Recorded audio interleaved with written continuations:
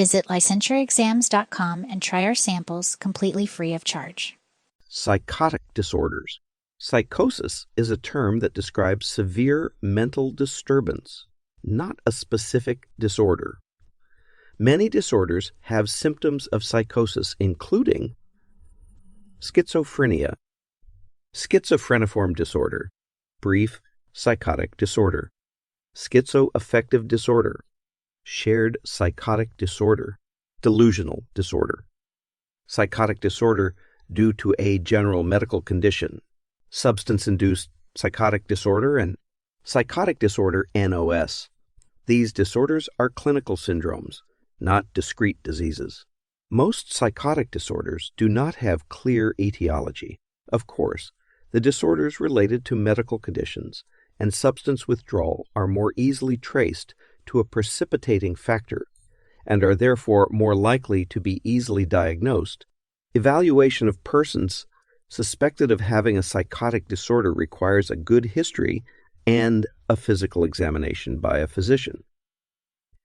Generally, non-organic disorders present with disturbances in thought and emotion, while organic disorders tend to present with mental clouding, confusion, and disorientation because of some degree of delirium. This is not a hard and fast rule, and in practice, there are many exceptions. The following are some characteristics that suggest the presence of an organic disorder. 1. No personal or family history of mental illness. Someone who presents with schizophrenia-like psychotic symptoms will undoubtedly have some family or personal history of psychiatric treatment.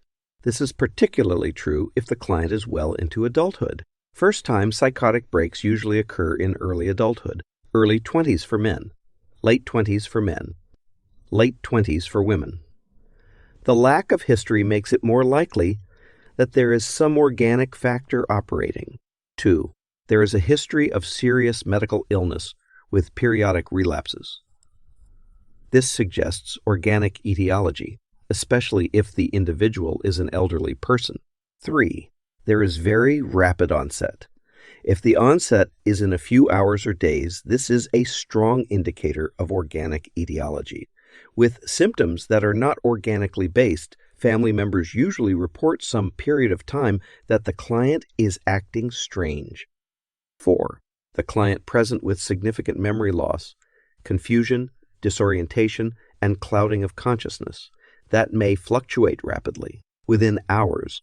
Major depression and bipolar disorder may have psychotic symptoms that are secondary to affective symptoms. Affective disturbance always precedes psychosis in these cases. Individuals with severe personality disorders may have brief periods of psychosis, especially at times of severe stress. Psychotic symptoms usually resolve when the environmental stressors are stabilized, either through direct psychosocial intervention or by placing them into a stable and safe environment, such as a hospital setting. Both pervasive developmental disorder, NOS, and autistic disorder may have psychotic symptoms. Again, these symptoms appear to be secondary to the developmental impairment.